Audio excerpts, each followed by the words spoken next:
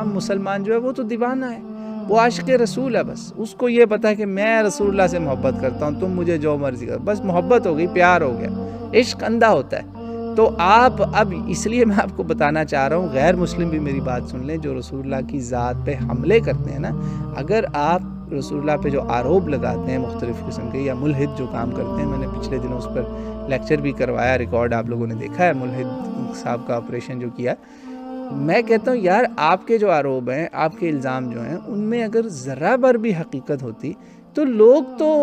میں کہتا ہوں لاکھوں نہیں کروڑوں آپ کی بات سنتے آ کے اور کہتے یار واقعی کروڑوں بندے آپ کو کہتے ہاں بھئی ہم تو ایسے ہی بھولے ہوئے تھے، پتہ نہیں نعوذ باللہ کس کے پیچھے لگے ہوئے تھے۔ آپ کی بات میں وزن ہوتا تو پھر نہ ہے،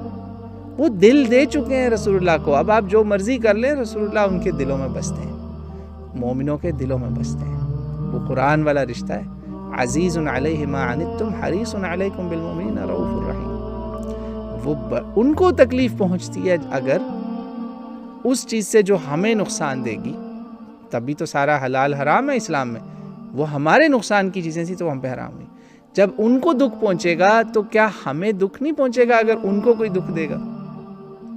اور اگر ہمارا یہ حال ہے تو سوچیں اس کا اللہ کو کتنا دکھ ہوتا ہوگا۔ سب سے زیادہ محبت تو نبی سے اللہ نے کی نا، اللہ سے زیادہ تو کوئی محبت نہیں کرتا۔ تو اس کے بعد ہی پھر آتے ہیں نا مومنین، فرشتے اور مومنین جو رسول اللہ سے محبت کرتے ہیں سب سے زیادہ، پھر عام مسلمان۔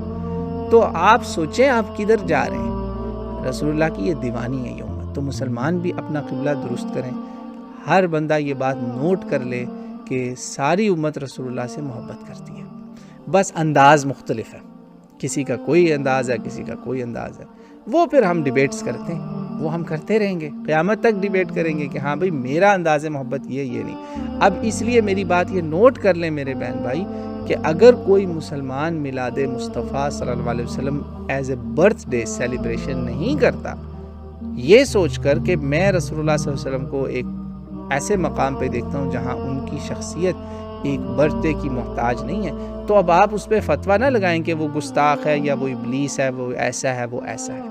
یہ نہیں آپ نے کرنا۔ یہ پلیز بات نوٹ کر لیں، کیونکہ اس وقت بڑے بڑے ظالمانہ اشعار مجھے سوالات بھیجے ہیں لوگوں نے، ہاں یہ نہ کیجیے گا۔